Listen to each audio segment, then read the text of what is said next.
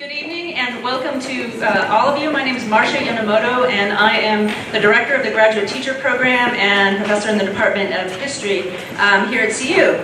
And I want to thank you all for coming and for joining us for this, which is the 20th Annual Best Should Teach Award Ceremony and Lecture.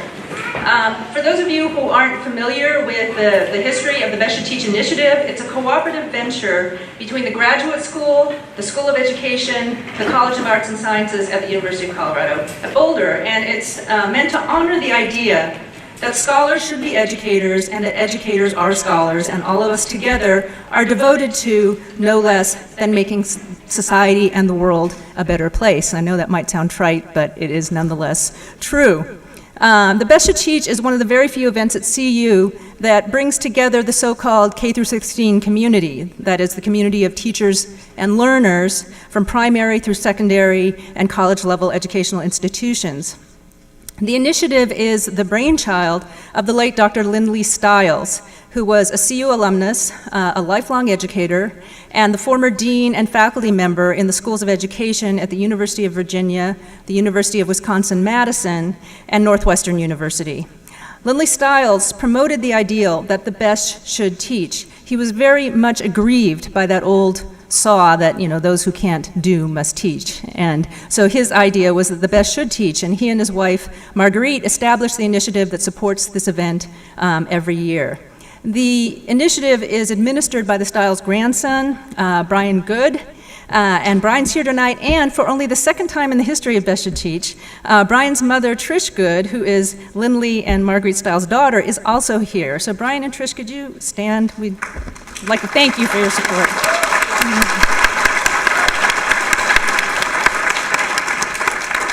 So this event could not occur without the hard work and collaboration of many people and many programs. So I'd like to thank the staff from the School of Education, the Dean's Office of the College of Arts and Sciences, the Graduate Teacher Program, and the UMC, who have worked hard to make this a successful event. In particular, I'd like to acknowledge Anna Jensen from the ANS Dean's Office.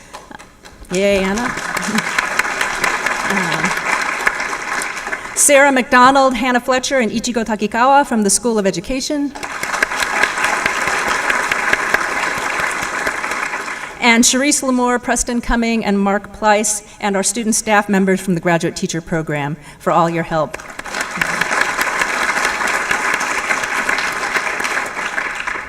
Okay, at the conclusion, after all the proceedings, everything is over, we'll have a very nice reception to which all of you are welcome right next door in the East Ballroom, and we hope that you will all stay to join us.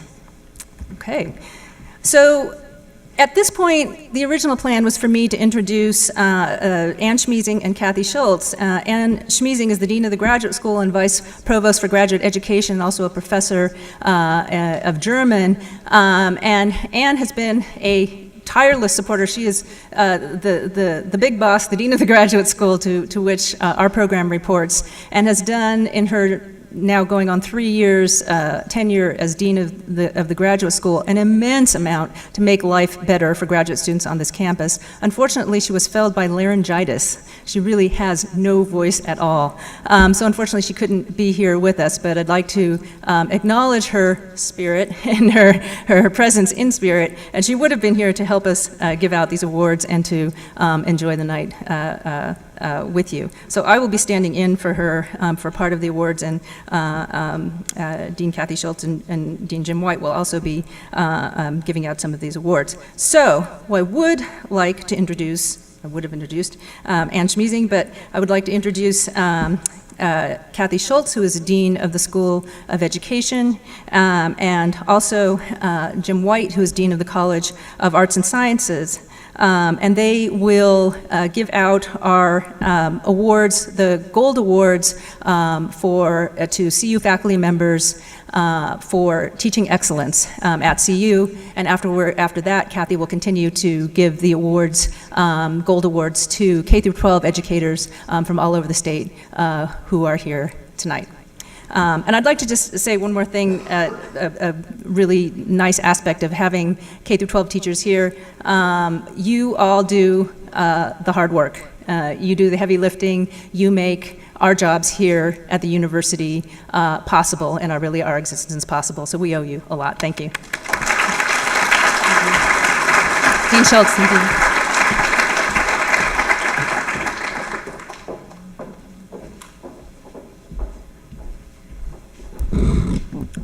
Good evening, everyone. I am not Ann Schmeezing, as you can tell. I would like to add my thanks to the teachers in the room. I wouldn't be up here if it wasn't for several teachers who transformed my life, so I would like to give you another round of applause.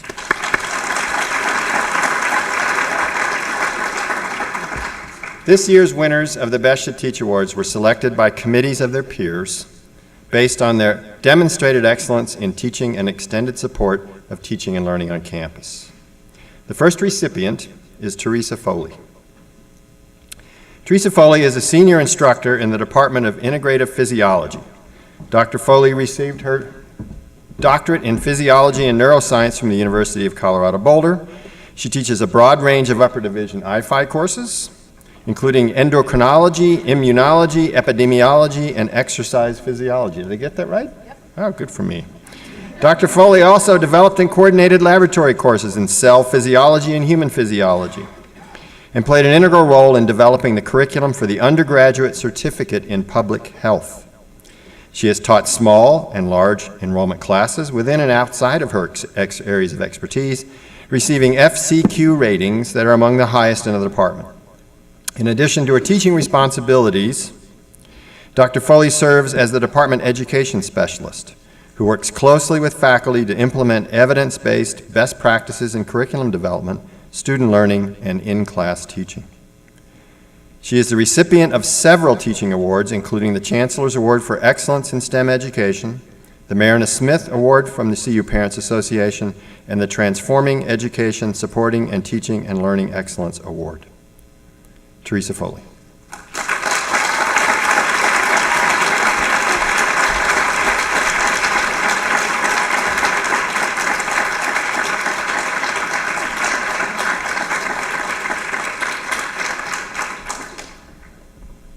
Thank you. Jenny Knight is our second recipient. Jenny is an associate professor in the Molecular, Cellular, and Developmental Biology Department at the University of Colorado Boulder.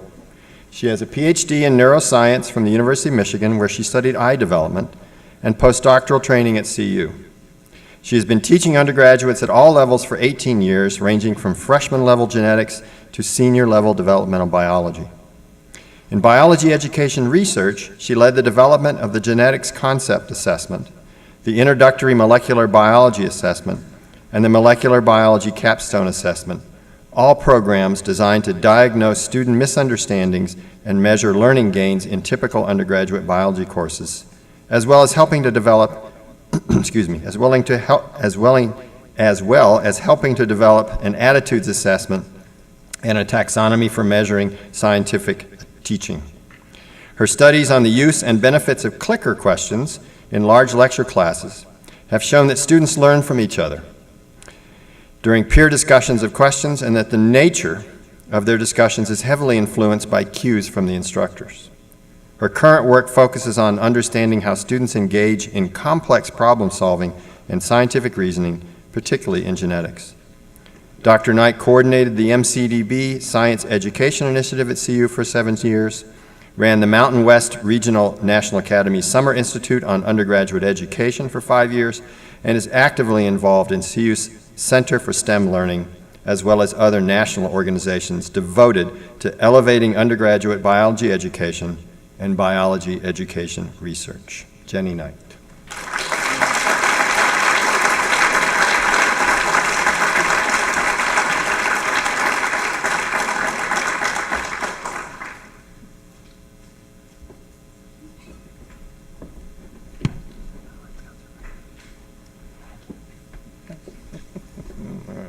Tamara Meneghini is our third recipient. Tamara is a professional actor, voice and movement coach, and teaching artist. She belongs to the Actors Equity Association, the Association of Theater Movement Educators, and the Voice and Speech Trainers Association. At UCB, she has taught courses in acting, movement, and voice for the stage at various levels. Period style acting and movement, musical theater, as well as other courses. She created the Senior Showcase that has become an annual event for those majors wanting to showcase their work in either New York or Los Angeles. Additionally, she has taught at the Johnny Carson School of Theater and Film at the University of Nebraska-Lincoln, at Creighton University, University of Arts, Philadelphia, and the American Academy of the Dramatic Arts in New York. She holds an MFA in acting, a BA in theater and music performance, and is a certified associate of the Fitzmaurice Voice Work, Williamson Movement Technique, and has studied extensively at the Laban Institute of Movement Studies in New York. As a teaching artist, she frequently leads arts integrations workshops for teachers as part of the Kennedy Center Partners in Education program, and is a professional voice consultant for Articulate, Real, and Clear in Denver.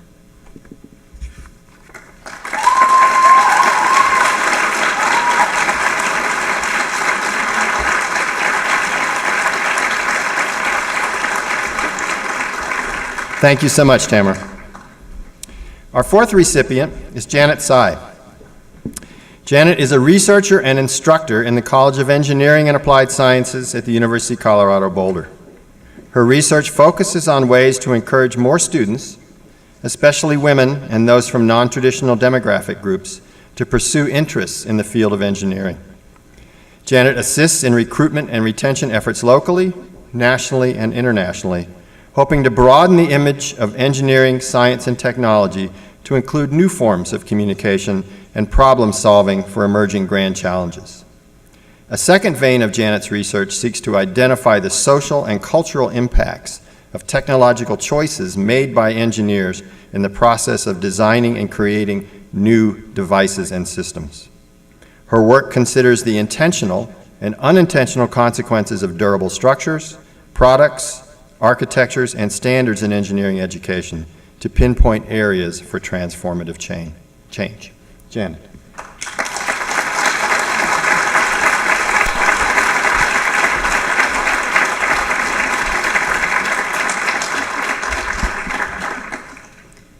So this is one of those days when I feel like I have the best job in the world because I get to celebrate people who are just so worthy of it.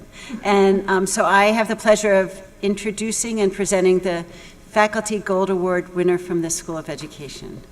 And it is my pleasure to present this award to Bethy Leonardi.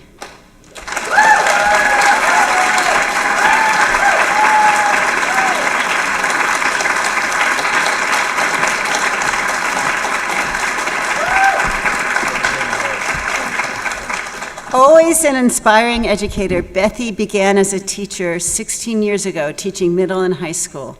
In the aftermath of Hurricane Katrina, this New Orleans native returned to graduate school in search of a better understanding of systemic inequity and a means to make change. We were lucky to have Bethy in our own Education Foundation's Policy and Practice doctoral program, where she was our outstanding doctoral student in 2014. We have even been more fortunate to have Bethy on our faculty as an instructor of undergraduate and graduate courses and co-director of A Queer Endeavor with Sarah Staley. Bethy's courses explore diversity, equity, and social justice, queer theory, social foundations, and more, and each class skillfully challenges students to be vulnerable and to engage in this important and vital content.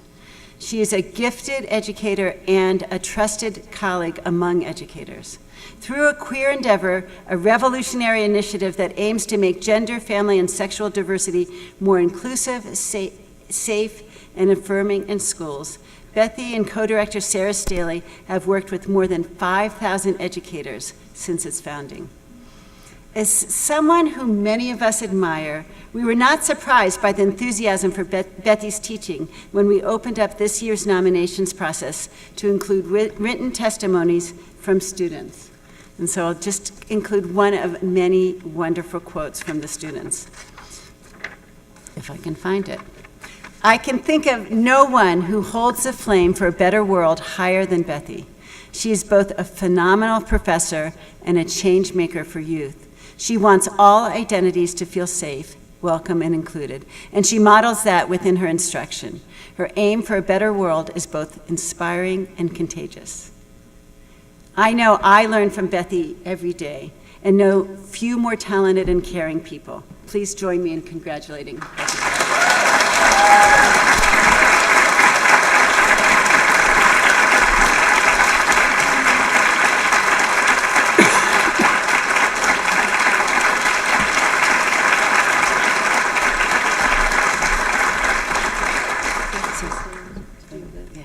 So given the incredible work that Bethy and her partner Sarah have been doing with teachers, it is only fitting that we now go to honor the incredible teachers who are receiving the Gold Best Should Teach Awards tonight.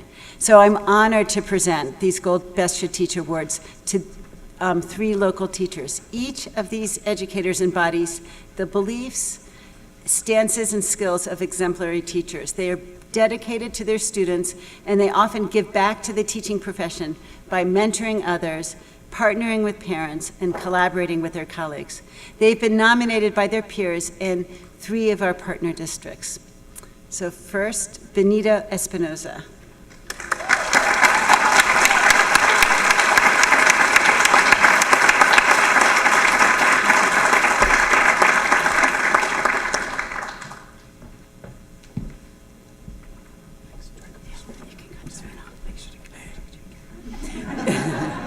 Benito Espinoza has been teaching science for 5 years in the North Glen Middle School, part of the Adams 12 5-star school district. Benito creates rich and safe environments for learning, and his students actively engage in learning, encourage each other to continue thinking, and support each other in discovery. Class discussions in his classroom are vibrant and a safe space for sharing ideas and struggles. Because Benito models respect for all students and expects students to be respectful to each other, they are.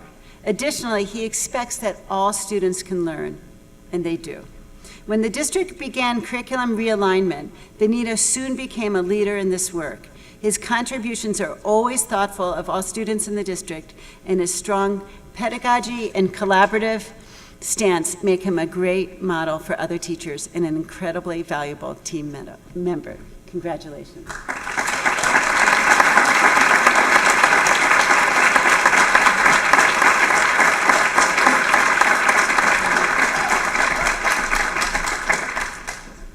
And it is now my pleasure to introduce Chris Hespy.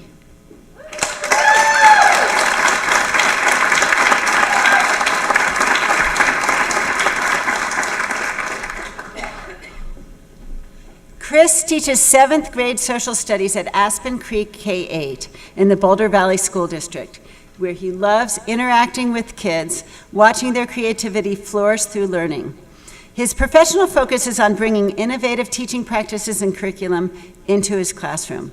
While Chris's classes are fun, they are also socially and culturally relevant. In addition, Chris believes in building strong relationships with students and their families. Students know he cares and listens. He addresses issues that are relevant to their lives through classroom simulations and projects. Chris says his end goal is, quote, helping students learn how to have the kind of conversations that can change the world. And he says he leaves the building every day feeling some sort of accomplishment. I hope he feels accomplishment today. Congratulations, Chris.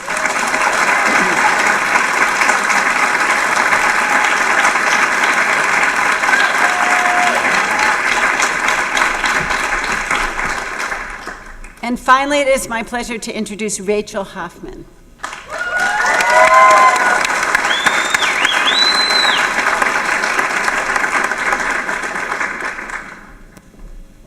So Rachel is also a social studies teacher at Meade High School, which is in St. Vrain Valley School District. She's also one of our own. She was part of our Bueno program, a graduate of our Bueno program, and has worked with the Boulder Latino History Project. She also student taught in our instructor Kent Willman's classroom, who teaches our social studies method, and now is supervising a student teacher from who's been working with Kent. So as she told me when we first met, But she's, it's a nice circle that she's part of. Her colleagues acknowledge her as a champion and advocate for her students. Regardless of category or self-identification, students know that they will be welcomed, accepted, and honored and challenged in her classroom. Rachel puts students first. Her instruction is interesting and draws students into learning. She collaborates with adults who can help a student learn. She connects deeply and empathetically with students, often going the extra mile so they learn to be successful. Rachel can be seen working with students at lunch or after school. Because she's always putting students first, they thrive in her classes and feel empowered to succeed. As her principal, Rachel Ayers, put it, Rachel Hoffman is an exceptional teacher, a wonderful role model to young people, and a leader among her peers. Congratulations, Rachel.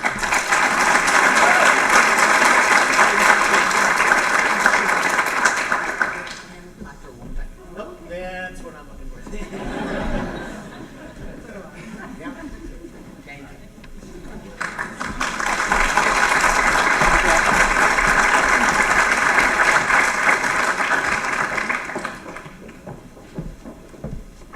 Well, now would be the point where I would have called Ann Schmiesing to the podium again to announce the Best to Teach Silver Awards, but I'm going to do that in her stead. The Silver Awards go to outstanding graduate students who serve as the graduate teacher program, the GTP's lead graduate teachers.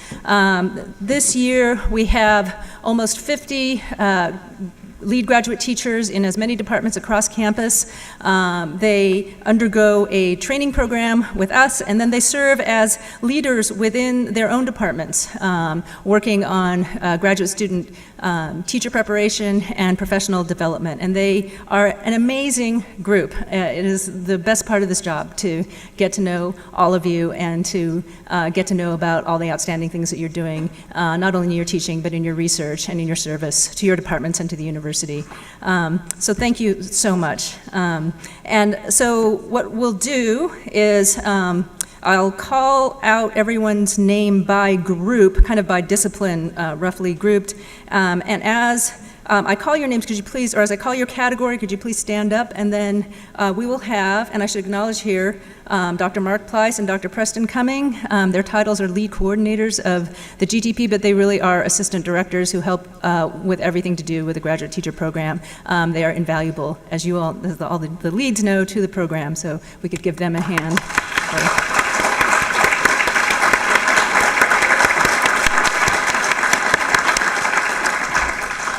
So they will be handing the pins out as we go down the categories. All right, so first, arts.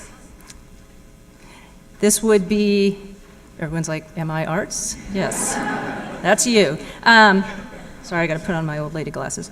All right, Jasmine Bates, Laura Malpass, Jonathan Morris, Gladys Preciado, Ryan Pride, and Joshadar Sen. Good.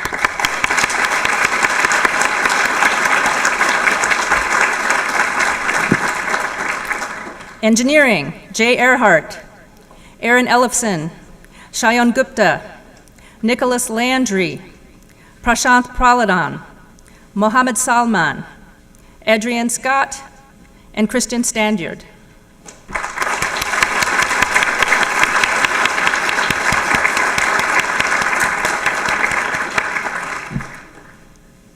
Thank you. Humanities, yay, humanities. Yay for us. Colin Ackerman, Christine Becker, Cynthia Bishop-Jonas, Anthony Kelly, Wajma Momandi, Rebecca Rice, and Stephen Summer.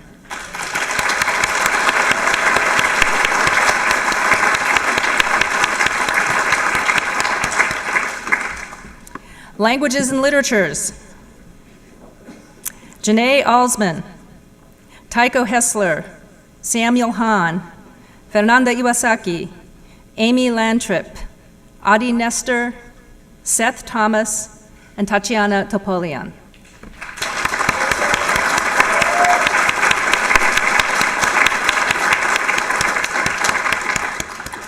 Sciences and mathematics, Kelsey Anson, Christine Cho, Christina Dearborn, Girish Duvuri, Gretchen Geibel, Timothy Corpita, Danielle Lemon, Jeremiah Osborne Gowie, and Nadine Reitman.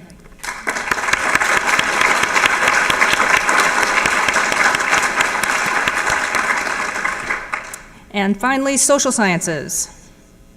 Richard Bender, Carrie Clement, Jared Desjardins, Hannah Glick, Deanne Grant, Nicholas Light, Catherine Runge, Shayna Stites, Gabriela Subia-Smith, Zachary Slendiak, and Bertha Alicia Bermudez Tapia.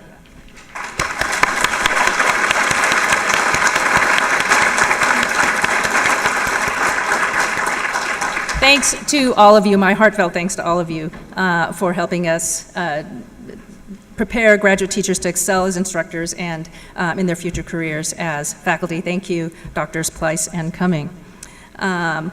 So I'd now like to invite Professor Jim White, Dean of the College of Arts and Sciences, back to the podium to introduce our invited speaker for the evening. We have two speakers, and Dean White will introduce the first of those. Thank you, Marcia. It is my pleasure to introduce Polly McLean. She informed me that she was terrified that I would be doing this because she's down here shaking her head. It's my pleasure, but her terror, to introduce Polly McLean. Polly is an associate professor of media studies and affiliate faculty in the Department of Ethnic Studies at the University of Colorado Boulder. She received her master's from Columbia University, where I got my PhD, Polly, so it's an okay place, and her PhD from the University of Texas, Austin. Her pedagogical and research interests include intersectionality, issues of representation in popular culture, culture and critical theory, radicalized representations, African American women's studies, and globalization as it pertains to Southern Africa. She has been a visiting professor at the University of Zambia and Howard University, as well as a Fulbright scholar at the University of Namibia. She is a recipient of numerous awards and honors, including the Robert L. Stearns Award, the Edward R. Murrow Award for Teaching Excellence, and in 2014, the Best Should Teach Gold Award. Her latest project explores the life of a great teacher herself, remembering Lucille, a Virginia family's rise from slavery, and a legacy forged at a mile high, published this past year.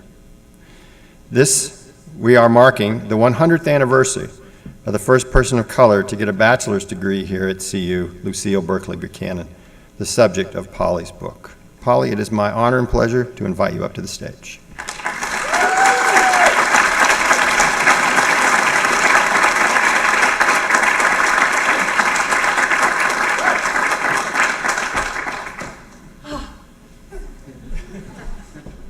Okay, can everybody see me? Good. I hope so. Thank you, Dean White, for those kind words. If any of you have seen the motion picture Fame, how many? I graduated from that high school. So taking a leap from my performing past, nothing gives me greater pleasure than to be the opening act for tonight's keynote speaker, Harvard professor Michael Puett, as we celebrate teaching and teachers. And Michael, I might add, look out for the spoiler.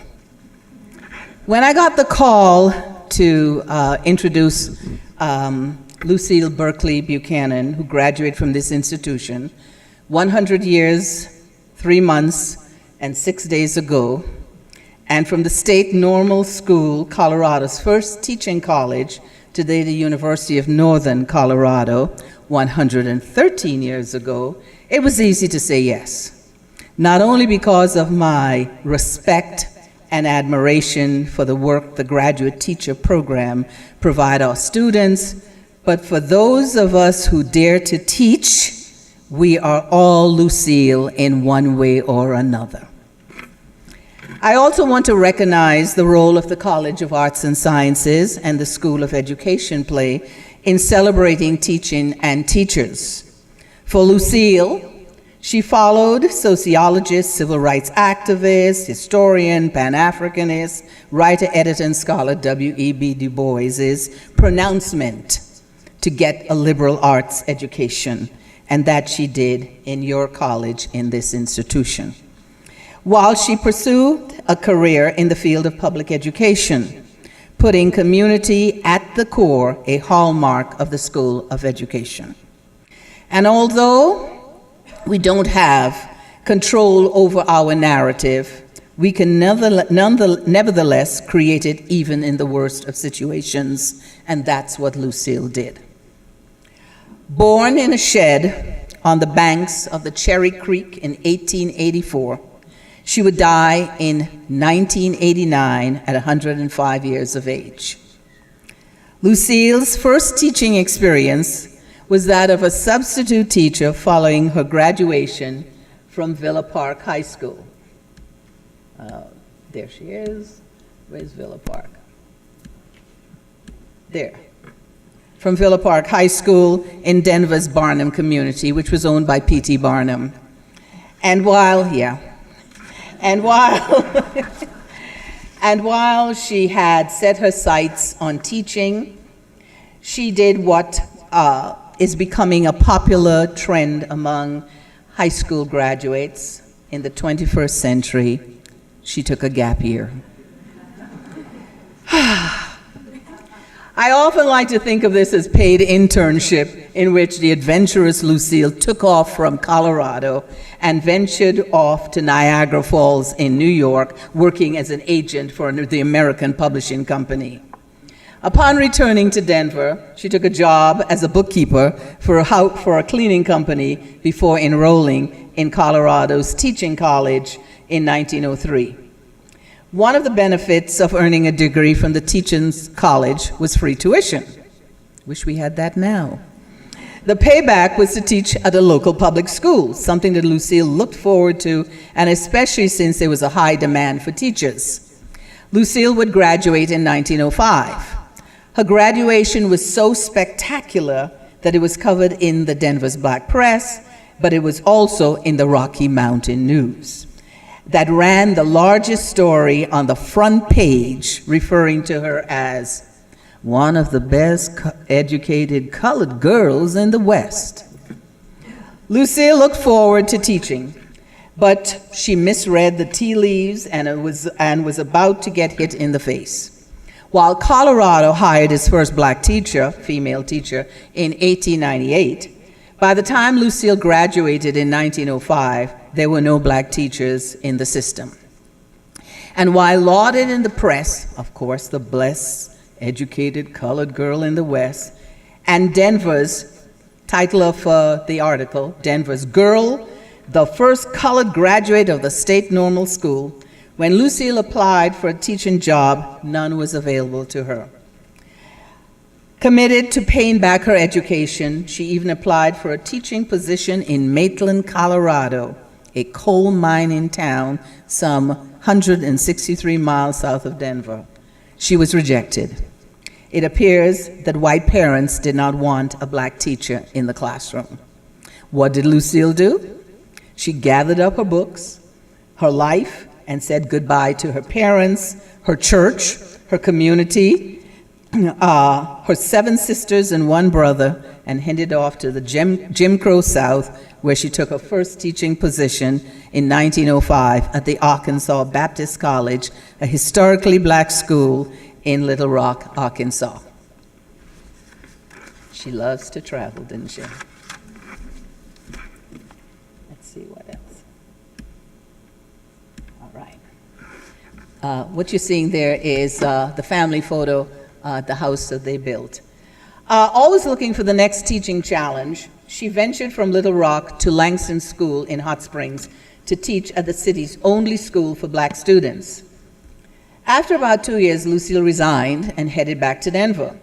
Her resignation caused such a massive stir in Hot Springs The president of the all-white school board got into the fray, wondering if upping her salary would get her back. The principal sent to her Denver address a letter stating, "I am exceedingly anxious to have you return to us. The teachers and other friends are waiting for you to reconsider your resignation and return to us. I am quite certain the board will be happy to know your reconsideration of your resignation. Now come on back and help us out in a lurch." Lucille did return that same year. More than 50 years after her Hot Springs teaching ended, a local historian began to research the Langston School and the teachers who made the greatest impact on their lives. You should expect that Lucille's name was one of the 4 teachers whom the alum remembered fondly. Last year, Langston Black alumni gathered to celebrate its 114 years of existence. The local newspaper carried the story, highlighting the teachers who made a lasting impression on the community during its formative years. 104 years after Lucille taught at Langston School, and 28 years following her death, Lucille's name was in the article as one of 6 teachers who left a lasting impression during a very difficult period in Arkansas history. After ending her sojourn in Hot Springs and studying for a semester at the University of Chicago, Lucille came home and enrolled in 1916 at the University of Colorado to complete her bachelor's degree in German. I've often been asked why German, and my response has always been, why not? Germany in the mid-19th century was not yet a unified nation, and only recently came into the radar in the United States among abolitionists and freed people at the University of Heidelberg awarded in 1849 an honorary doctorate degree to renowned author, orator, minister, and fugitive slave Jesse W.C. Pennington. By the end of the 19th century and into the early decades of the 20th century, the U.S. black intelligentsia viewed Germany and Germans as their spiritual kin. Some of this could be attributed to the limited role Germany played in the transatlantic slave trade relative to other European nations. Additionally, many leading intellectuals such as Du Bois, civil rights leader and first president of the National Association of Colored Women, Mary Church Terrell, president of Wilberforce University, and noted author Richard R. Wright, Jr., Gilbert Haven Jones, the first African American to receive a PhD in Germany in 1909, and writer, philosopher, and educator Alan Leroy Locke all studied at universities, and there are many more that I could not count in Germany. If the black intelligentsia studied in Germany, spoke German, embraced the German culture, and in an interesting way found less racism in Germany than in the US at that time, if many of her classmates from elementary through high school were of German ancestry, and they were, many of the neighbors in the Barnum community where she lived were first and second generation Germans, majoring in German made perfect sense. Following her graduation from Colorado, Lucille's next teaching assignment was in Kansas City at Lincoln High School. The yearbook left behind tells a story of a teacher who challenged her students, was innovative, creative, pushed boundaries, was approachable, demanding but not mean. Sounds familiar? Because we are all Lucille.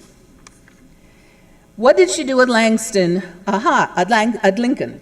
Her upbringing in Barnum, Colorado, among a plethora of first and second generation European immigrants, and the impact of her liberal arts education, which included majoring in German, and her habit of staying informed about the activities that the black leadership were beginning to engage in, Pan-Africanism, for example, helped her to see the world through more of a global lens than most of her colleagues, and she passed this approach on to her students at every opportunity.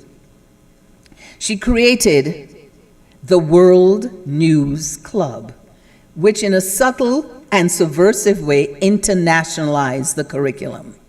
The club consisted of 25 students with the purpose of realizing that education means far more than obtaining knowledge from the text. One period each week was devoted to discussing world news, and according to the yearbook students, they subscribed to an excellent weekly which helped them with their learning. Sounds familiar? We're all Lucille.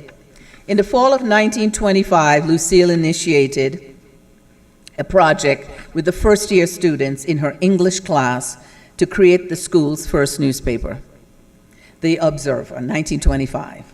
The monthly newspaper was intended to stimulate a desire for better English, written as well as spoken, and to make possible a certain ease in writing on matters of importance, which interested the students. A high standard of conduct for Lincoln is one of the main planks in its platform. To offset the cost of the 4-page publication, which she sold for 3 cents, it eventually would go to 5 cents.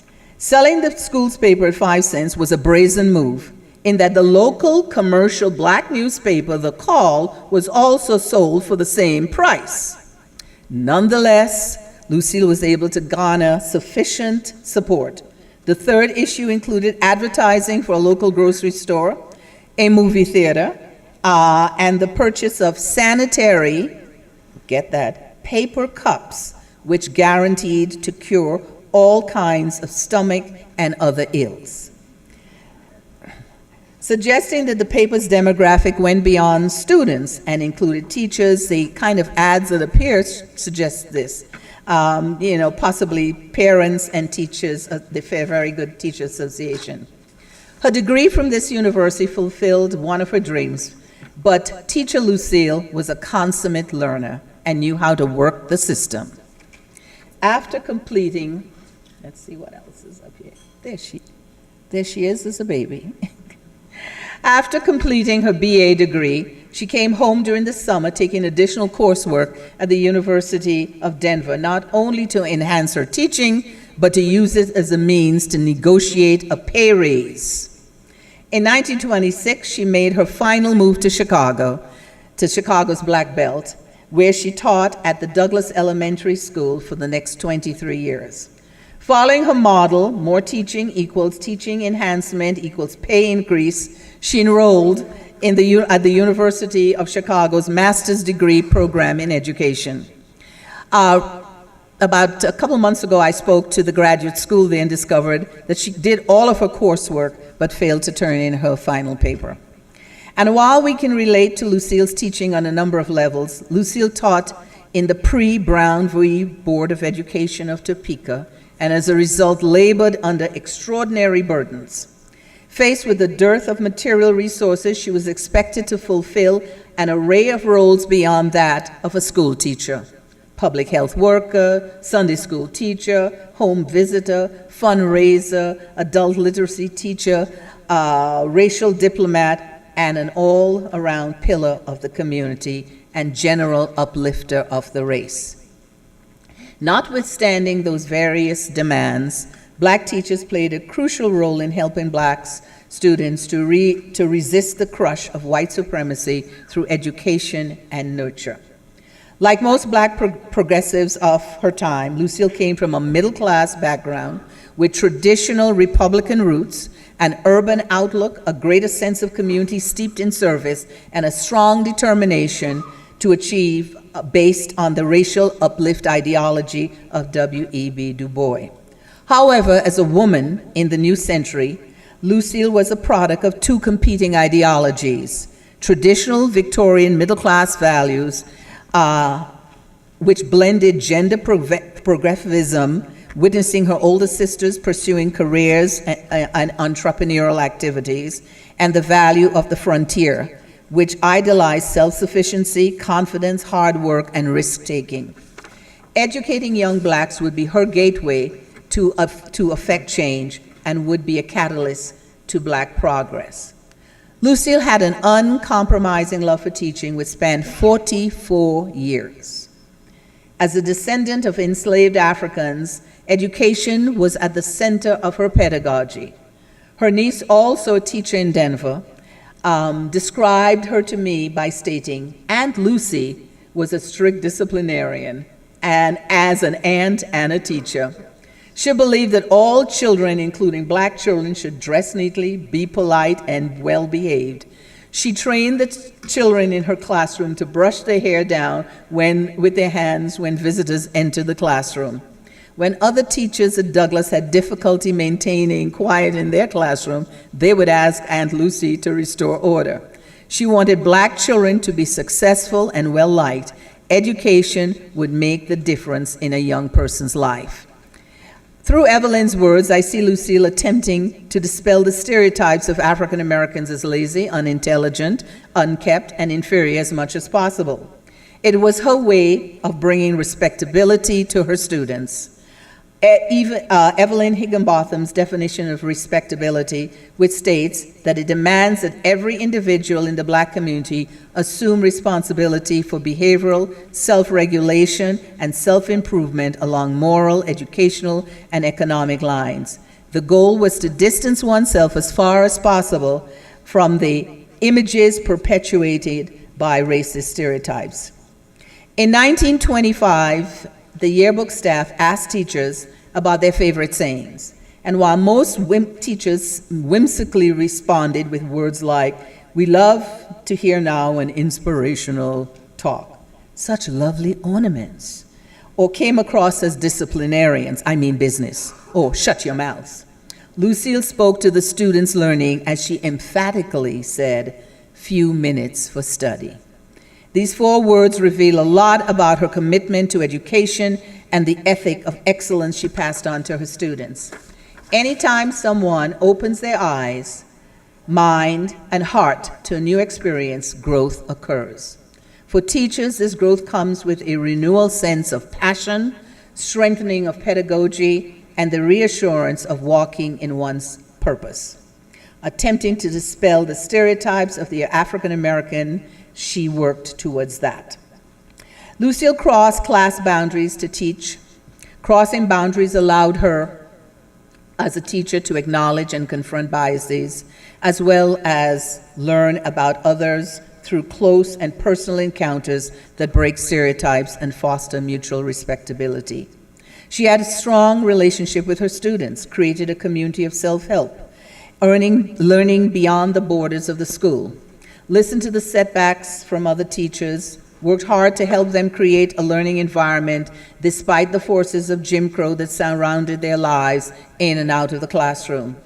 Lucille made the magic happen in the classroom. She regularly engaged their minds. She created learning experiences. She walked her own talk. She lived to see the success of her students. For example, Woody Lee Walder went on to become a renowned clarinet player with the Benny Moten Orchestra, considered Kansas City's first great jazz band. One of the young reporters on the staff of the newspaper she created was Lucille Bluford, who she began a relationship with when Lucille was very young.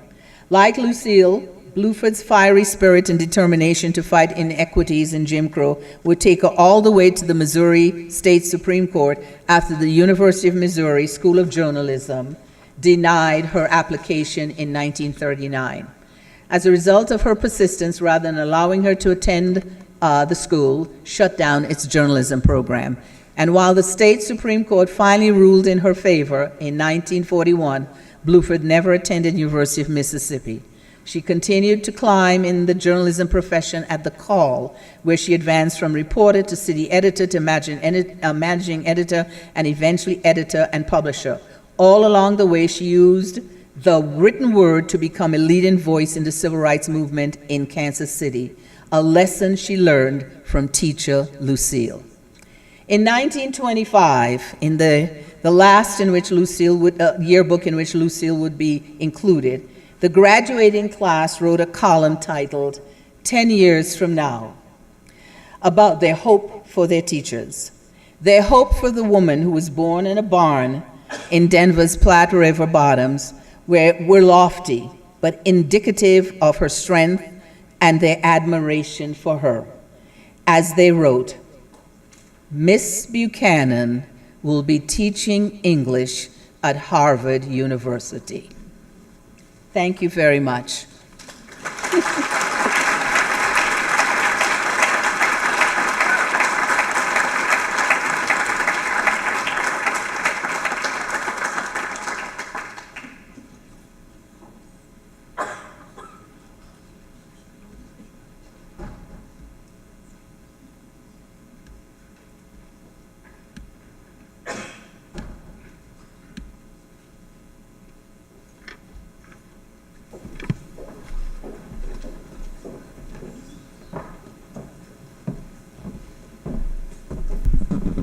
Thank you, Polly. And in case you missed it, the title of Polly McLean's book on Lucille Berkeley Buchanan is Remembering Lucille, A Virginia Family's Rise from Slavery and a Legacy Forged a Mile High. That's out this year. It's out, right? Is it out or is it? September. September. I bet you could pre-order it. Okay. Thank you. I'm going to close this. It is a pleasure and a privilege to welcome Michael Puett to CU as this year's Best Should Teach keynote speaker. Michael is the Walter C. Klein Professor of Chinese History and Anthropology at Harvard University. His research is interdisciplinary, combining aspects of history, anthropology, philosophy, religious studies, and social theory. He brings these insights to bear on early China, which means really early, from about 1200 BCE to 755 CE, and he's particularly interested in a broad set of questions about the nature and function of ritual and its role in social and political thought. Professor Puett's the author or co-author of 5 books and some 45 articles, essays, and book chapters. Yes, 45. This is a man who calls sleep that thing you do between coffee breaks. His research has won international recognition and acclaim, as evidenced by his having held visiting professorships in France, Germany, Singapore, and Sweden. A perk of this last is getting to spend a month of every summer in Stockholm. But as impressive as his research accomplishments are, we've invited Michael here to speak tonight in great part because he exemplifies the best should teach ideal, which is that accomplished scholars can and should also be extraordinary teachers. He has been awarded 4 Harvard University prizes for teaching, mentoring, and advising, perhaps the most prominent of which was his designation in 2012 as a Harvard College professor, an honor given to only a handful of Harvard faculty each year who've made exceptional contributions to undergraduate education. Although he teaches courses at all levels of the curriculum, including graduate seminars in which he teaches advanced graduate students how to read Han Dynasty texts inked on sheafs of bamboo, and he co-teaches classes on law and social theory in global context, it's his lower division general education course on Chinese ethical and political theory for which he is perhaps best known. This course is the 3rd most enrolled undergraduate course at Harvard, behind Intro to Economics at number 1 and Intro to Computer Science at number 2. It regularly draws, as it has this semester, he's teaching it right now, it regularly draws around 750 students, and he teaches it with the help of 25 graduate student teaching assistants, drawn from multiple departments. This is a kind of dream team of TAs whom he interviews and selects from a large pool of applicants who really, really want to lead the discussion sections that are part of this class. Now, this is a famous class. It was written up in the popular press a few years ago when Mike's book, written for a popular audience and based on a lot of the messages that he conveys in the class, it's called The Path, What Chinese Philosophers Can Teach Us About the Good Life, co-authored with Christine Gross-Low. When this book came out, there were a number of press articles about it, many of which were headlined, Harvard's Most Popular Professor. Which is kind of interesting because it suggests that, well, economics and computer science maybe have bigger classes, Michael's is better, right? And students claim that the course changes their lives because it makes them think differently about the choices they've made and will make in the future. And if you want to know what Michael's secret pedagogical technique is, I will tell it to you right now. It's this. He walks into the room and he starts talking to the students, but also with them, about big, important ideas. He does not use PowerPoint. He does not use clickers. He does not even write on the board. Instead, he implores and encourages people to use these classical texts as a way to better understand their own hot mess of a world, just as the ancient sages were doing when they wrote those texts. And more than that, Michael listens. Michael is a world-class listener, a much undervalued trait in teachers. And I have had the pleasure of knowing him for over 20 years. And one of the first things I noticed about him was that even though you quickly realize that Michael knows about 10 times more than you will ever know, about 10 times more things, this somehow does not make you feel bad about yourself. In fact, it weirdly makes you feel good. You feel like 10%, yay me. And this is something that's noticed really by everyone, including the one hilarious author of the Guardian article, who remarked that weirdly he felt at the end of this interview with Mike that he was really smart, even though when he went back to review the interview tape, this was certainly not the case at the time. So we are so pleased and again so privileged to have Michael Puett here to speak to us tonight. So please join me in welcoming him.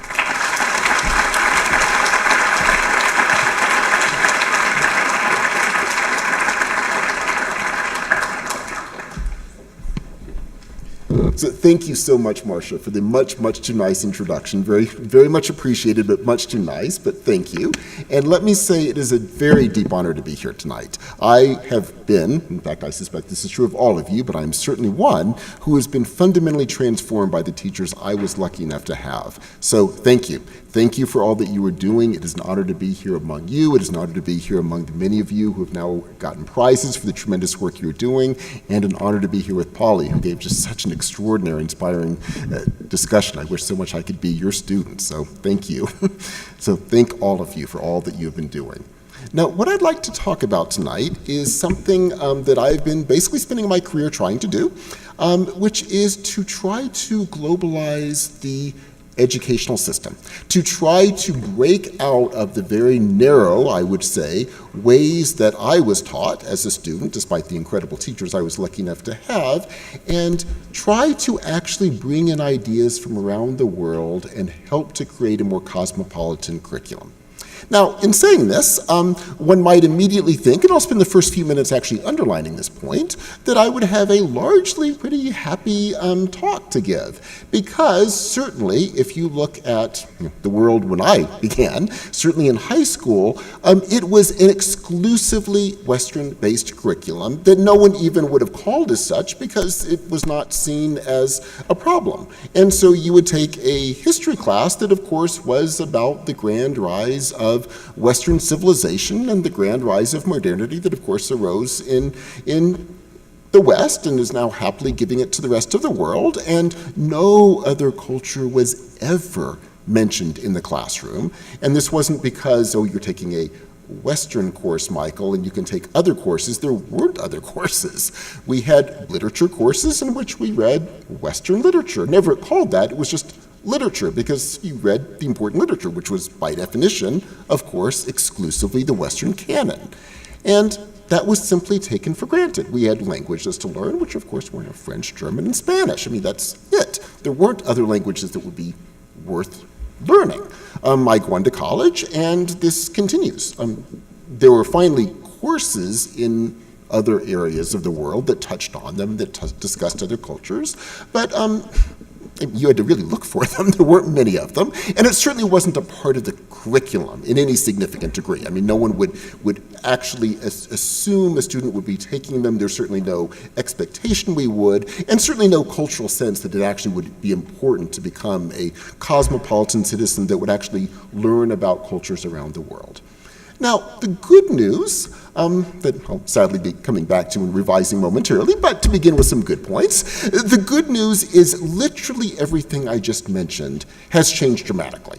So virtually, to begin at the college level, virtually every college in America has some variation of what is commonly termed, I'll later critique this term, but this is the term used, a non-Western requirement. So almost every college in America now requires students to learn something about the non-West, usually in the form of a course that deals with non-Western culture. So you cannot graduate without taking a course in the non-West.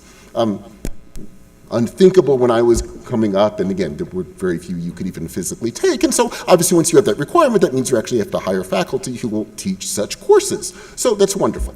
When you move to the K through 12, again, similarly a very good thing. Variations of a non-Western requirement are now predominant. My home state of Massachusetts now, that's actually part of the rule. You actually are required in the K through 12 to put into the curriculum a non-Western requirement. I've done a huge amount of work with an amazing organization called Primary Source that was invented because of this, and what we do is actually try to help create the materials that can be used in K through 12. We do a huge amount of work with teachers to help them learn about the non-Western world, to help them teach. It's been incredibly inspiring. And so now, in the K through 12 and at the college level, a non-Western requirement has actually become really the norm. I mean, it's actually unusual that you would have a student who would happen to go to a school where they could somehow wiggle around not learning about the non-Western world. And because of that, now if you take the kind of standard world history course I took in high school, it would now be called a Western Civ course, because that's it's seen as being Western, and there are other cultures in the world. So, wonderful story, right? Dramatically better, and this is obviously creating a more cosmopolitan populace, clearly, than existed when I was growing up. And from a purely narcissistic perspective, I am very well aware of the fact that I have a job and a career because I happen to come out with a degree at the moment when people were actually being hired to teach the non-West. And so I'm obviously both grateful for the great intellectual change that has happened in the world, and again, from a horribly self-centered perspective, happy that I've been able to have a career. That's all the good stuff. Now I want to turn to the bad stuff, because I'm actually quite concerned about the ways we're doing this and the implications it's having for the kinds of citizens that we're helping to educate. I'm very much against, I think, often our best wishes, but I think we need to be honest about what we're doing, or rather, not what we're doing, but rather the way that the non-Western requirement, I'll get back to even that word, is being employed, and the way implicitly we are teaching our students to think. When I say, I know from a self-centered perspective that I have a job because I happen to get a degree around this time, let me come back to around this time. Because when I talk about this tremendous growth of the non-Western requirement, you can pretty tightly and very precisely date that. It happens to be, luckily for me, when I came out with a degree, but let's talk about when this occurred. The explosion is in the 1990s. That's when the explosion occurs. This is not a random event. There were other things going on in the world at the time, and let's talk about them and talk about how the non-Western requirement is intimately tied up with what was going on. I know this well because it's sort of my life story. I grew up during this period. So in 1989, the Berlin Wall falls, and it was an incredibly heady period.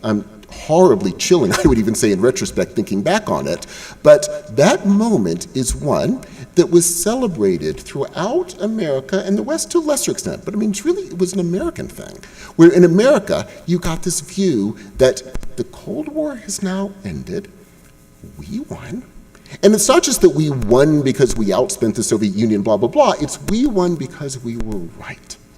And in this heady moment, you heard variations of the following.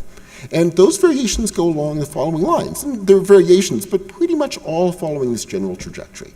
The sense was, we're at really a turning point in history. It's not just that we outspent the Soviet Union, or the Soviet Union had problems and they fell apart. It's that we are at a turning point. The infamous, now widely ridiculed, but very important culturally, example of this was, of course, Francis Fukuyama's famous article, "This is the End of History."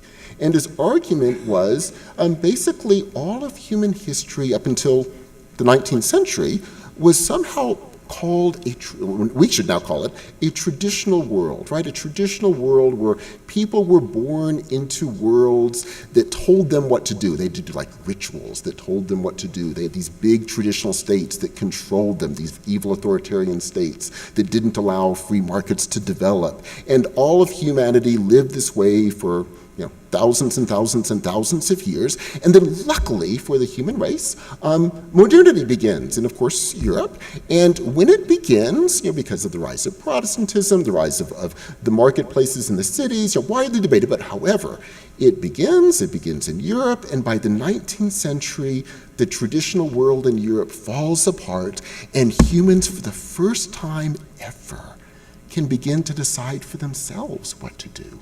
They can do free market work, and they can make money for themselves, regardless of whether they're born into a wealthy family or not. They can decide for themselves what to believe instead of doing rituals that tell them what to believe and sort of socialize them into certain ways of thinking. They can choose for themselves what type of a political system they want and be in a political system that allows them to choose within that system who to vote for and who their leaders will be. So humans could finally decide for themselves what to do. And then once that happens, different ideas as to how to organize the world, since for the first time humans could actually think this way, they began to create different isms, communism, socialism, different isms as to what is the best way to organize the world, because finally they could think for themselves how to do so. And then we had, sadly, 2 centuries of kind of wars amongst these different isms, socialism, communism, fascism, capitalism. And the sense was, in '89, that's over. And it's not just that there was a winner, there's a right answer. That basically the US, capitalism, the form of representative democracy that America represented, that particular form of liberalism would soon come to be called neoliberalism, in other words, massive deregulation, free markets, etc., was right. And that's the one that allowed maximum freedom. It's finally the traditional world was over, but also the 2 centuries of wars of the isms were over. And we're at the end of history because finally, we had figured out the way, the vision, economically, politically, socially, culturally, in which humans could finally decide for themselves what to do and finally be liberated and free. And when this happens, we initiate the term at the time being used, a globalized world. And the sense of the globalized world, sense is even too weak a word. The argument of the globalized world forced upon the world was this system, because it's the right one, we're going to spread it. And we're going to spread it so everyone else will finally be as free and liberated as we now are. And they don't have to go through all the different isms. Some of the parts of the world were already stuck in the isms, but now those last ones still stuck in the isms will wipe away and they'll be like us. And the way you do this is you do it by basically forcing, but it's in their best interests, forcing the world to accept what was called the Washington Consensus, in which states are seen as these traditional authoritarian things, so you get rid of them. You deregulate the financial markets. You try to get the entire world as much as possible operating under one very specifically defined vision of what a so-called free market economy is, with a certain type of deregulation as to what that would entail. And the more and more states that accept this, or rather are kind of forced to accept this, they then begin to open up, that's the term used, they begin to open up and slowly they begin to modernize. To give an example that I, of course, studied, China, the sense was poor China has been mired for 3 millennia now under a traditional state. Then when that finally ended, they got mired under communism, which sort of recreated the traditional state. And finally, they're going to be open and liberated because the markets are opening. That will create a middle class, that will create a representative democracy, and they'll be like us. This is the world of globalization.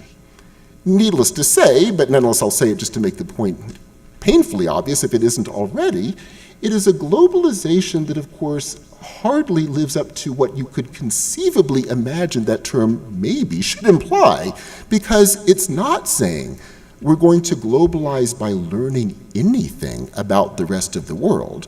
We're not going to globalize in the sense of caring what any other human being has ever thought, what other types of visions of political order could exist, what other types of visions of liberation could exist. We're going to globalize by taking this one system that we now assume is right and spreading it out.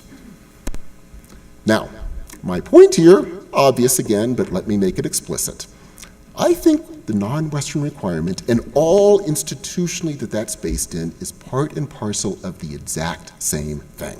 When you go through the textbooks that have been created in response to the formation of these non-Western requirements, that's basically the vision they at least implicitly give and chillingly often very explicitly give. I'll just give you some specific examples, again, touching on China, my area of interest. So read these textbooks. Now, again, unlike when I was in high school, China is there. Great.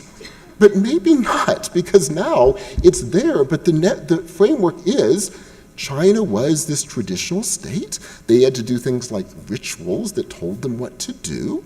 They were told to believe in some kind of harmonious cosmos. All of this stuff, the perfect example of a traditional state. In fact, it's often seen as side of the best example of a traditional world. And then again, an ism comes in, but they got the wrong one. They got communism, which recreates this attempt to create an authoritarian state. And then the narrative is, okay, now it's the 1990s, and lo and behold, they're opening the markets, and it's finally going to open up and become liberated. And the question is always, will they continue to do this and become modern, or will they not, in which case will they still continue to be mired in the traditional world, sadly for them. That's basically the vision that's given. Let me give you yet another example. I mentioned literature in passing. So now you will take literature courses, and lo and behold, you'll have like a Chinese poem that will be in the curriculum. That's great. I never read a Chinese poem when I was growing up, and it's great it's there. But let me tell you what you'll see. There are now all of these textbooks coming out that will give you a whole vision of world literature. Here's an example that you'll see. So, yep, there's a Chinese poem, and the way it will put is the following. So we're going to let you read poetry from around the world, and here's a beautiful love poem from ancient China. And they'll give you this nice little poem about someone meeting someone else and they fall in love. You read it, and it's a nice little love poem, and you think, okay, yeah, I've read a nice little love poem from China. And then often it will give you questions, like the assignment thing right after the poem, and it'll be like, okay, read this poem really, really closely, and tell me, well, how do you feel when you read this? And like what emotions is this bringing out in you, and how do you feel when you read this poem? And sure, that's great, we're reading a poem. Actually, no one in the Chinese tradition would have ever read the poem that way, with questions being posed that way, ever. And in fact, to give you a sense of how it would be read, the only instance you'll see, and it's amazing how often this will appear, is I'll often have a little footnote in these that will tell you, literally, that will say, luckily for you, the reader, you get to read this poem, because sadly, in traditional China, they couldn't, because they had all of these commentaries by people who obviously couldn't appreciate poetry, unlike us modern people, and they would give these weird allegorical readings where the girl and the boy in this love poem are actually it's a minister and a king from the Western Zhou dynasty, and it's about some political conflict, and it's can't they just see it's a beautiful love poem? And the answer was, well, no, they couldn't, because they were mired in a traditional world. So along with those rituals, they had commentaries that told them what to think. And so now we are going to tell you the horrible traditional world, but we're going to give you nice little pieces of China by wiping away the tradition that controlled those poor Chinese when they read it, and you get to read the poem. Read the poem as we know a poem should be read. You reading a poem right there, being directly moved by it with your direct experience of it. In other words, the entire vision of how one would read is not only taken out, it's literally ridiculed in a footnote. So, yeah, we now read Chinese poems. China is now mentioned in our textbooks. I'm not sure this is progress, because what we're really teaching, and let's be blunt about it, is we're giving the standard narrative that I got when I was in high school, and now you're simply getting glimpses of, on the one hand, the poor fact that everyone else was mired in these traditional worlds until now, luckily, they're being broken out of it, and we're going to rescue a few little key pieces of this that you can now experience in a way that no one in those cultures ever could, because again, we know how to read, and they didn't. You learn nothing. about other cultures from this. Or, much more importantly, we teach our students there's nothing to learn. And let me make it more dire still. Don't worry, there's a good part to this talk, but more dire still. This whole period, this period that we now call neoliberalism, this entire vision of how to organize the world, it's called neoliberalism because it was tried once before. Then it was called liberalism, of course, late 19th century, early 20th centuries. Same thing in terms of the educational sphere. I mean, same thing in terms of other spheres too, that I won't talk about tonight, but in terms of the educational sphere, the exact same thing happened then. So, in the mode of the globalization of the liberal order of the late 19th century and early 20th century, same thing happens. One example, but a telling one. So, religion. This is when, for the first time, you got the idea, since we're a liberal global order, let's actually try to create a curriculum where we can teach students about other world religions. So a student will learn about the other world religions. Again, it sounds great, just like what we were doing in the 1990s. Sounds wonderful. Here's what they did. What they did is they defined a handful, literally, usually about 5 of these, religions that were called world religions. What you then do is you take the world religions and you twist them into looking like the accepted definition of American Protestantism of the time, which is a very narrow definition even of Protestantism, less of Christianity, and you make them look like it. To give a famous example, you take Buddhism, for example. You take away the fact that people did lots and lots of rituals, you take that out. You find a sacred scripture that'll look kind of like a Bible. You translate in a way that will be easily readable by someone without any commentaries or rituals telling them how to read and think and blah, and act. You have them read that scripture that they will then be immediately moved by. As such, because it's been translated as such and made into such, they will then realize, the students, that basically it's the same thing as Protestantism, because they too are simply saying there's something higher, a higher spiritual world. You too believe in this higher spiritual world. Well, they did too. And so let's tolerate the Buddhists because they too believed in this higher spiritual world. They're the same. And they too just are sincerely reading the scripture in front of them like we do to help bring us to this larger spiritual world. In other words, you claim you're teaching about the world religions, but what you're really saying is there's nothing there to learn from, because what we're going to teach you in the classroom is something that looks identical to what you already accept. And of course, the flip side of that is all the stuff that doesn't, like that ritual stuff, that's the old traditional stuff. Luckily, they moved beyond it just as we have. And the non-world religions, that's the primitive stuff, the really superstitious stuff, which by definition, not only do we not learn from, I mean, we barely even talk about. This was what was called an attempt to build a toleration of other peoples. That's happened in liberalism, and I would like to say that's what happened in neoliberalism. Is this an improvement? I don't know. Maybe it's better to have students reading a Buddhist scripture than not. Maybe it's better to have students reading a Chinese poem than not. But if we're teaching it that way, I'm not sure. Maybe it's even more insidious. Because at least when I was growing up, I knew I was getting an ethnocentric curriculum. Now I worry we're implicitly telling them we're giving you a globalized cosmopolitan curriculum when chillingly I think we are not remotely doing that. So let me then turn to some possibilities. What can we do? Would there be possible ways to change this? So let me immediately turn to the exciting part of this. You might be happy. Finally, I'm going to get away from the horrible, dreary stuff. And let me turn to the students. I've been teaching now for many years.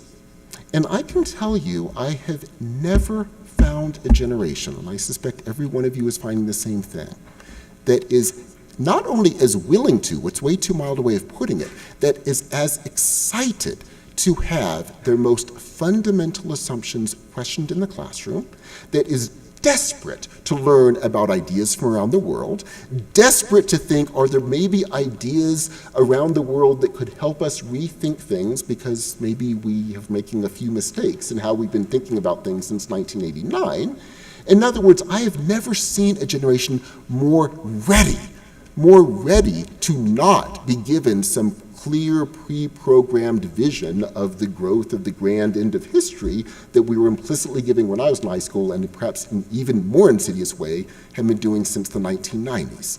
This generation is craving a rethinking of that. Now, obviously they're craving it because of larger political reasons. In the past 2 years, needless to say, that neoliberal order I've been discussing, that's been running for 2 decades, is crumbling with huge implications, some horrific, some possibly exciting, but the point is, when one order begins to crumble, students want to rethink things. This is a moment we have to respond to. Because if we in the classroom don't responding to it effectively, they will think, okay, I want to respond to this, but I'm not going to get it from the classroom. What I'm going to get from the classroom is the same old standard thing that's been said now for 2 decades. Those who've done the history to know when this all began. But we can. And let me just give a few examples of things I think that show that just total shift in the generations and how perhaps we could start responding. I'll begin with a few examples from the college level, and then after that move back into the K through 12, some of the work I've been doing with this group called Primary Source. But let me just begin with a few examples from the college level. So I mentioned that economic history that we kind of take for granted, these traditional authoritarian states that controlled things until luckily free markets arose in the West. Actually, no specialist of world history would tell you that that's an accurate view.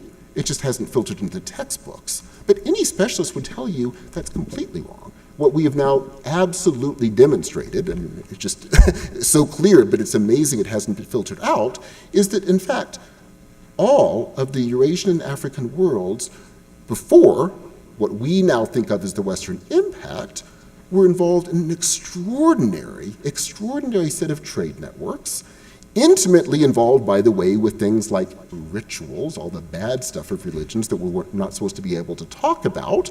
And we have now been able to trace these extraordinary trade networks.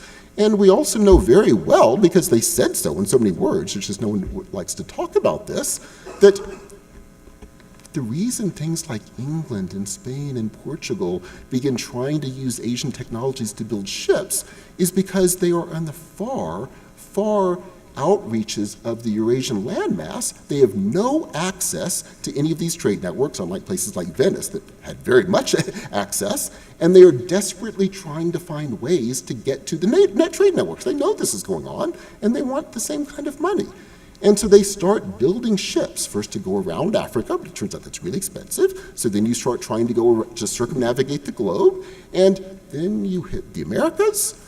You have the history that we then know very well, in which you build a whole new economic order, largely based on slavery, to create these incredibly prosperous military states, the goal of which, and they said so, was to then be able to take over Asia and take over these trade networks. That was the goal. And you don't just want to join the trade networks, you want to colonize them. And that, of course, is what happens. And so when we talk about the rise of free markets, no, these weren't free markets. This was the rise of an imperial order based upon slavery to try to take over the Eurasian trade networks that was very successful. This is what we are calling the economic part of the modern world. When you lay this out to students, but then equally importantly say, notice that if some of that order called free markets is beginning to break down, and it is, and when you're beginning to see different forms of trade developing around the world, and a lot of that actually is playing into very older types of networks, suddenly students begin to realize there are other possibilities. There are other possible ways of organizing the world. Then you start laying out their indigenous theories, economic theories, to talk about these. And then you help them see that what they're learning in, say, their economics class, that there is one way to understand economics, which of course presumes that you have free markets with a deregulated financial sector. They realize, no, that's in 1990s vision of the world that was instituted, that played out with effects that we now know, and there have been many other visions throughout world history of how to organize economic and political orders. None of them perfect, they all have dangerous implications, but they also have powerful productive sides too, and you can learn from the different attempts that have actively been made. Let me go back to that Chinese poem. It is simple. We just don't do it, but it is simple in the classroom. Instead of giving them that poem and saying, let's wipe away the silly ways of reading it, do the exact opposite. In the classroom, you simply show them the ways it was done. You say, okay, we read the poem this way. Let's learn about other ways of thinking about reading throughout the world. China is only one example among many, I might add, of what I'm about to say, in which you're not worried about the meaning of this poem that you read with it by a personal experience of it. What you're doing is you're taking the material and intentionally rereading it and reinterpreting it into new context, assuming an audience that will catch how you're doing so. So those silly commentators who are forcing people to read these as political allegories, no, they weren't. Everyone saw perfectly well what they were doing. Of course they know it's the love poem. And what they're doing is they're taking this poem, by now with centuries of similar readings, and you reread it in a certain way to make an argument about the current moment. And then you show in practice how they do this. You show them in their own lives how they do variations of this all the time. I mean, students are doing this not in the classroom, tellingly, but outside the classroom, students do this all the time. It's how people will reference hip-hop and reference movies. You take statements, you sort of take a statement that everyone, you know your friends have seen, they've all seen that movie, and you use that word, but then when you use the sentence, but use it in a kind of counterintuitive way, in a new moment to sort of make people think, oh, yes, and they sort of see what you're getting at to critique a certain moment because you've taken something they know and reinterpret it, and suddenly they realize, oh, this isn't just a fun thing we do. You can build entire literary traditions on doing this. And in fact, that's how many literary traditions have worked. We just don't take them seriously. And they realize there are different ways of thinking. Also, by the way, once I've done these things like this in the classroom, they've actually then started playing around and saying, well, if instead of taking Western theories, which we assume, Western modern theories that we assume to be right, and applying those to a few non-Western examples, what happens if we take Chinese literary theory and reread so-called modern works? So one just lovely example that I will give you briefly because it was so moving. I had a group of students who on their own, they came up with this entirely on their own. We had read Waiting for Godot, which as many of you know is an entire play that's sort of written to prevent you from being able to interpret it. And it's all about people waiting for Godot to come, and Godot never comes. And the one theory that people were trying to give to it was to say, maybe waiting for Godot means waiting for God. And so it's all about waiting for God and God not coming. And Samuel Beckett was so concerned about this. He himself, the playwright, said, no, that's not, that's not what I meant. It was actually written in French. The Godot God thing doesn't work in French, obviously. Stop interpreting it that way. So I had a group of students who actually performed the play, reinterpreting Godot as God, knowing that that explicitly went against Beckett's own argument about how to read it, and they were doing this as the whole performance, as part of an entire rereading of the way Christianity was playing out in America. This is about 5 years ago at the time. It was a brilliant performance, taking classical Chinese literary theory and rereading a almost prototypically modern Western work. And they jumped it. They loved doing this. It makes perfect sense to them. And one final anecdote before I get to the larger point. When I put forward the course that I now teach on classical Chinese ethical and political theory, which is about helping students understand the socio-ethical and political theories that have been so important in Chinese and East Asian history, it initially was turned down out of the argument that, oh no, you're supposed to teach courses that are actually relevant to students' lives. But the intriguing thing is then when it was finally passed and I started teaching it, for students, this of course makes perfect sense. Like there's nothing odd for the students. Again, it's this generation, there's nothing odd for the students about learning ideas from a different culture that in fact forces them to, really, that's too weak a word, that challenges their most fundamental assumptions. They find that thrilling. They don't necessarily agree with the ideas, but they find it thrilling to see there are other ways of thinking about the self, other ways of building a political order, other ways of thinking about ethics. They love this. In other words, it's our problem. We're the 90s and early 2000 generation. It's not their problem. Moving very quickly then to the K through 12. Same thing. We just don't have the materials, but imagine doing exactly what I mentioned once we rewrite those textbooks. Once we rewrite those places that will give you the nice Chinese poem, once we rewrite that and actually take out those silly footnotes about the commentaries and actually show them how the commentaries work and explain them and allow the students to use them in practice. Imagine we did all of this. In other words, imagine we did what we were doing in the 90s, writing all of this stuff, but actually did it from this perspective. It would change everything. And why do I think this is so important? Well, going back to the point I mentioned in passing before, that world, this neoliberal order, 1989 to about roughly 2 to 3 years ago, is dying. I have no idea how this is going to play out. It could play out in, certainly there are lots of hints, in horribly dangerous ways with the rise of incredible nationalistic movements, and that's certainly playing out. And again, we saw what happened with the earlier liberalism, and we know the dangers of that. That is a real danger. But we don't want the alternative to that be in students' minds, return to 1990s globalization, which again means not taking anything else seriously. Imagine if right now, with this generation so open to rethinking things, we can teach them to really begin thinking in a cosmopolitan way, really begin understanding that yes, humans throughout the world have been wrestling with complex ways of how to build better worlds. We've often failed. We are failing now. But the fact that we have been wrestling has opened up tons of possibilities. In any sense, just to quickly go back to Margaret Thatcher's famous statement when she said, well, neoliberalism is before that word was really coined, but basically what we now have since called neoliberalism, it might not be a nice way to organize the world, but there's no other possibility. Well, it's the opposite. Imagine we train students to realize there are tons of other possibilities that in fact have been playing out throughout world history, and you need to learn from them. And if you train students to begin that process now, you're not going to teach them all about all of the world in just the K through 16, but you teach them to be the sorts of human beings trying to learn from the rest of the world. Really learning, not the 1990s version, but really learning. And if we do that, if we really help to educate this new generation of students to really do this, maybe, just maybe, they will be able to navigate the world that's to come, which potentially could be a very scary world, but maybe they will be equipped to begin to navigate it, to begin to rethink a lot of the most fundamental assumptions that, I'm sorry to say, I think my generation failed to think through. And if we do that, imagine what possibly they could begin to do.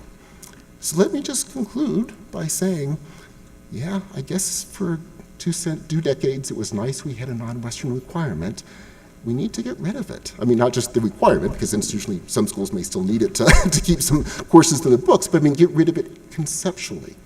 And stop teaching students de facto knowledge is Western and then learn something about the rest of the world for a few weeks of your life, but really train them to realize knowledge is about rethinking your most fundamental assumptions, critically evaluating the world around you, and actively trying to create a better world. And to do that, use at your disposal all of the extraordinary attempts throughout world history that have been attempted, and try to think anew, knowing there are tons of possibilities.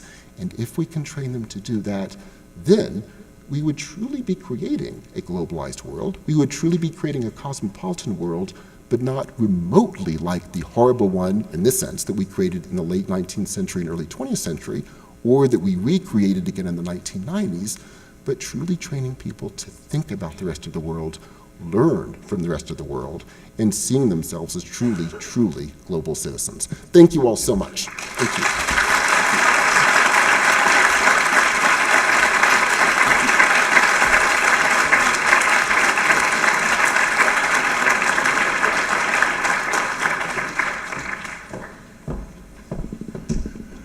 Thank you, Michael, so much, and thanks to all of you for hanging in here with us through this ceremony and this celebration. If you turn to the back cover, this is the last thing we're going to do before the reception. the back cover of your Best Should Teach program, you can see that it shows the Best Should Teach sculpture by John Hartling. And if you haven't had a chance to see it yet, it's installed on the exterior east wall of the School of Education, the one that faces Helms, my building, the history building. And it's become a tradition to close this event with a group reading of Professor Lindley Stiles' call to action. So could I get Brian and Trish and Polly and Kathy and Jim and Mike to all up here to lead us in reciting the poem. I have one copy. We'll probably have to all share it.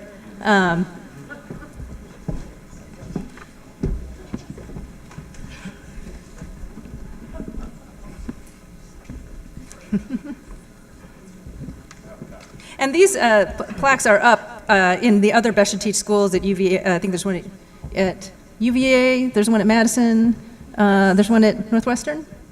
No, not one at Northwestern, they should get one. And at Eastern Kentucky, other schools with which Professor Stiles had an association. Okay, everybody, you ready? To those to come, I leave the flame. Hold it as high as you can reach. If a better world is your aim, all must agree the best should teach. Thank you, and please join us next door.